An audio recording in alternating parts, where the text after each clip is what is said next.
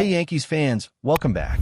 Today we're diving into some of the most pressing updates surrounding New York's pitching staff and roster moves as the team gears up for the 2026 season. The biggest story on everyone's mind is the return of Gerrit Cole from Tommy John surgery, and there's been a lot of chatter about how the Yankees plan to manage his comeback.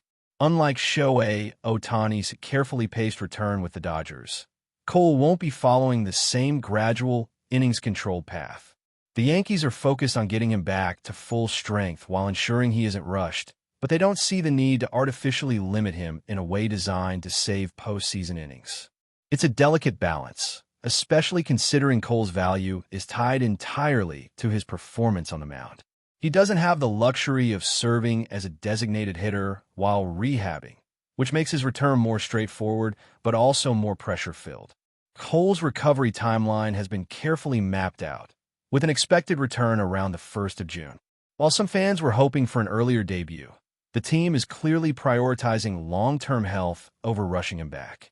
In addition to Cole, the Yankees have other arms on the injured list, including Clark Schmidt and Carlos Rodon, both recovering from significant procedures and expected to miss opening day. This situation means the team will need to navigate the first stretch of the season without several key pitchers, testing the depth of the roster and the flexibility of the bullpen. Speaking of the bullpen, this is another area where the Yankees will be making strategic adjustments.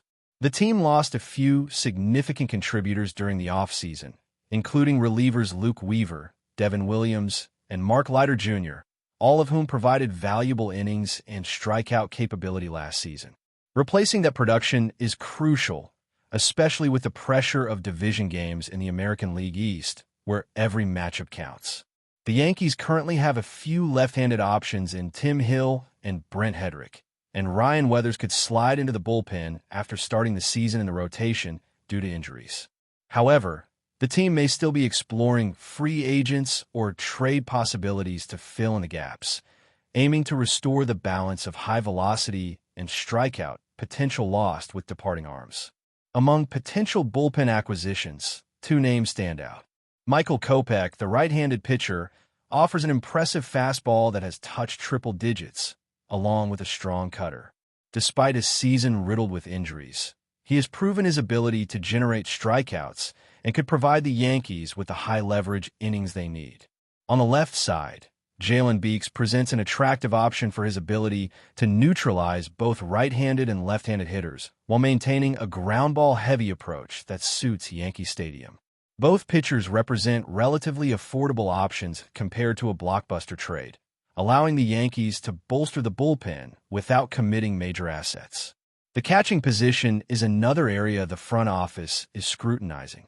With left-handed hitters Austin Wells and J.C. Escarra already in the mix, the team is considering adding a right-handed option to create a more balanced lineup. Rookie Ben Rice has shown versatility behind the plate and at first base, but the need for a dependable right-handed catcher remains. Names like Mitch Garver and Ryan Jeffers have been mentioned as potential fits. Garver brings experience and the ability to hit left-handed pitching effectively, while Jeffers, should a trade be feasible, offers similar offensive upside, particularly against southpaws.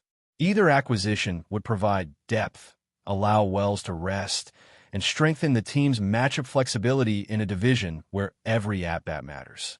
Outfield depth is also on the agenda, with Aaron Judge and the right side of Jason Dominguez forming the only consistent right-handed power presence.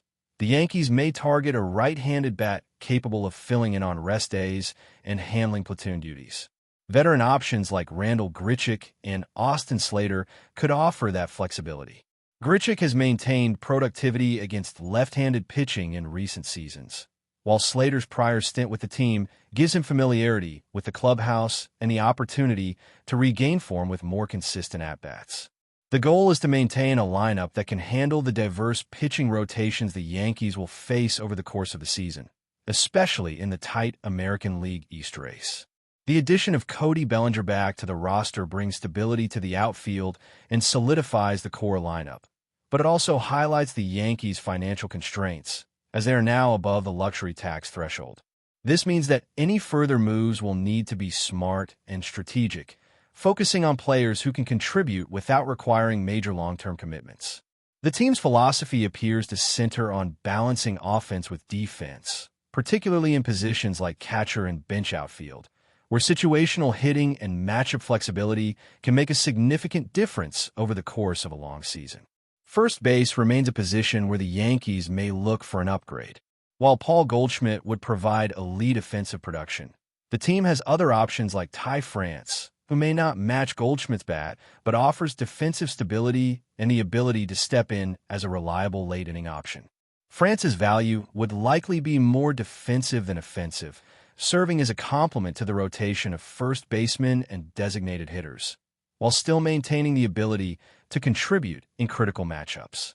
This approach allows the Yankees to balance depth, cost, and on-field performance in a season where injuries have already impacted the pitching staff. The road ahead for the Yankees is clearly challenging but manageable with the right combination of veteran leadership, strategic acquisitions, and careful monitoring of returning pitchers like Cole, Schmidt, and Rodon. Balancing the need for immediate production with long-term health is a central theme for this season, and the front office will need to be nimble in responding to opportunities in both the trade and free agent markets. With a mix of returning stars, potential roster reinforcements, and careful planning around key injuries, the team is positioning itself to be competitive from day one while remaining mindful of the risks inherent in a long and grueling baseball season. As the preseason progresses, the Yankees management is examining each position in depth, looking for the right combination of players who can handle high-pressure situations and provide the flexibility necessary for a long playoff push. The focus is not only on star power, but also on finding players who can be effective in situational roles, whether it's a lefty specialist in the bullpen, a pinch hitter who can exploit matchups, or a catcher who can frame pitches and contribute defensively while offering occasional offense. Every addition has to serve a purpose, reinforcing the team's overall balance and enhancing their chances of competing in a division where small edges can be decisive. Continuing with the Yankees' preparations for the 2026 season, the team is actively looking at ways to strengthen its bench and provide more offensive balance. One area of focus is adding a right-handed hitting outfielder who can step in when needed, especially against left-handed pitching. While Cody Bellinger secures the primary outfield spots, Aaron Judge and Jason Dominguez provide the only consistent right-handed power presence, leaving the team with a gap when either rests or needs to be protected in platoon situations. This has led the Yankees to explore veteran options capable of contributing immediately, providing depth and strategic flexibility. Randal Grichuk remains a strong candidate, offering a solid career batting average against left-handed pitching, and he has maintained consistent production as a bench player and platoon option in recent seasons. His experience and ability to handle pinch-hitting duties make him an attractive choice for the Yankees' evolving roster needs. Austin Slater is another option under consideration. Slater, who spent part of last season with the Yankees, has proven he can handle the pressure of coming off the bench and contributing in situational matchups. Despite a small sample size in New York, his career numbers against left-handed pitching show he can be effective in a platoon role. Familiarity with the team, combined with a relatively affordable contract, makes him a logical choice if the front office decides to bolster bench depth without committing major resources. This approach is consistent with the Yankees' broader strategy of balancing experienced contributors with younger talent, ensuring the lineup can adapt to the challenges posed by a long season and a competitive division. The first base position continues to be another area of interest. While Paul Goldschmidt would bring elite offensive firepower to the lineup, the Yankees are also evaluating other options like Ty France, whose value has shifted more toward defense than batting in recent years. France's metrics suggest he could be a reliable late-inning option, capable of stepping in as a defensive replacement or starting at first base in case of injury.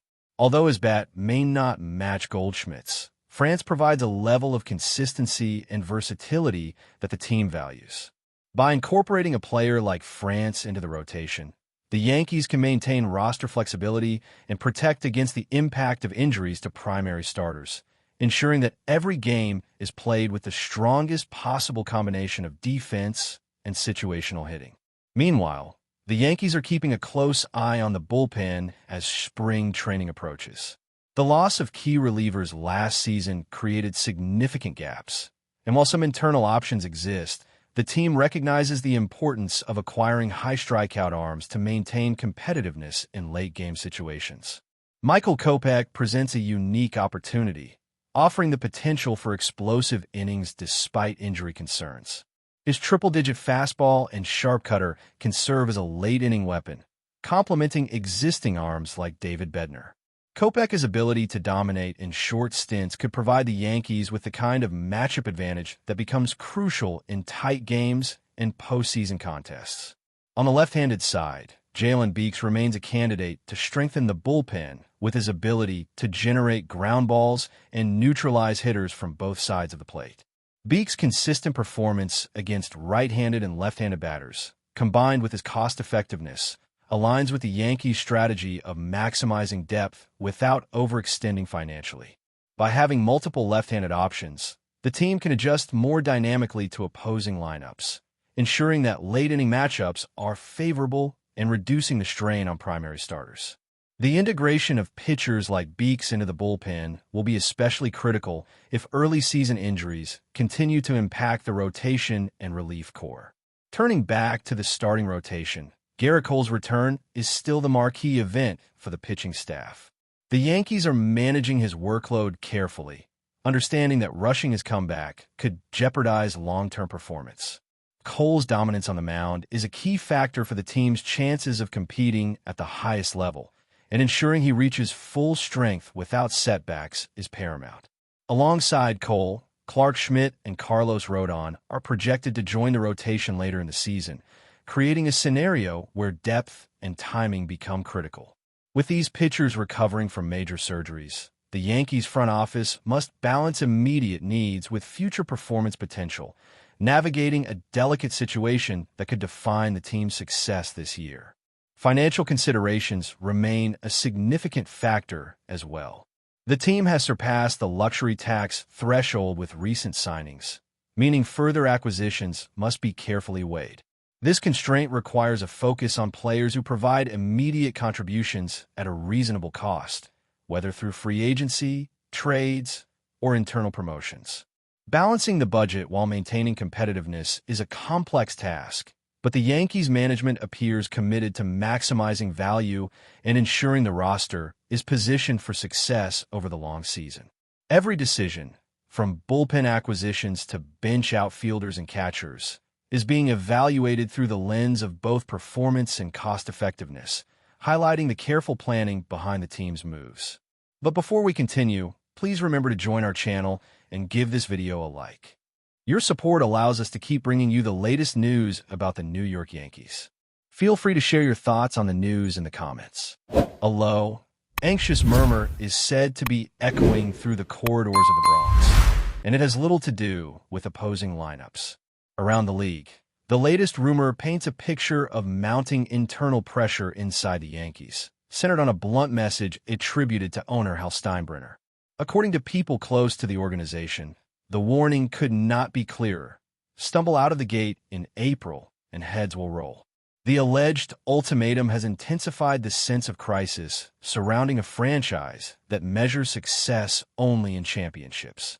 Insiders suggest that patience, already thin, has all but evaporated after seasons of unmet expectations and a roster that still inspires debate rather than certainty.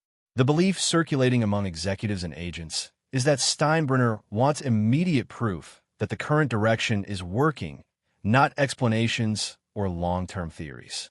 Speculation naturally turns toward the dugout and the front office, where every decision is now being scrutinized through the lens of survival. Lineup choices, bullpen usage, even the tone of post-game comments are rumored to be quietly logged and evaluated. One source described the atmosphere as playoffs in disguise, with the opening stretch treated less as a warm-up and more as a verdict. Players, for their part, are said to be aware of the tension, even if it is not openly discussed. Veterans feel the weight of expectation, while younger contributors sense that opportunities may be shorter than usual. The idea that a slow start could trigger a dramatic reset has only added to the pressure of wearing pinstripes, a uniform already heavy with history. Within industry circles, some view the rumored warning as a calculated move designed to jolt urgency into every level of the organization. Others see it as a risky gamble, arguing that fear rarely breeds consistency over a long season. Either way, the narrative has taken hold. The Yankees are not merely chasing wins, they are racing against an internal clock. If the whispers prove accurate, the coming weeks may define more than a place in the standings. They could determine who remains standing when the dust of April finally settles, and whether this storied franchise chooses continuity or chaos as its next chapter. That's it for this update. If you enjoyed the video and want to keep receiving exclusive news about the New York Yankees, please subscribe to our channel and give us a like. We always appreciate your comments and opinions. See you in the next video.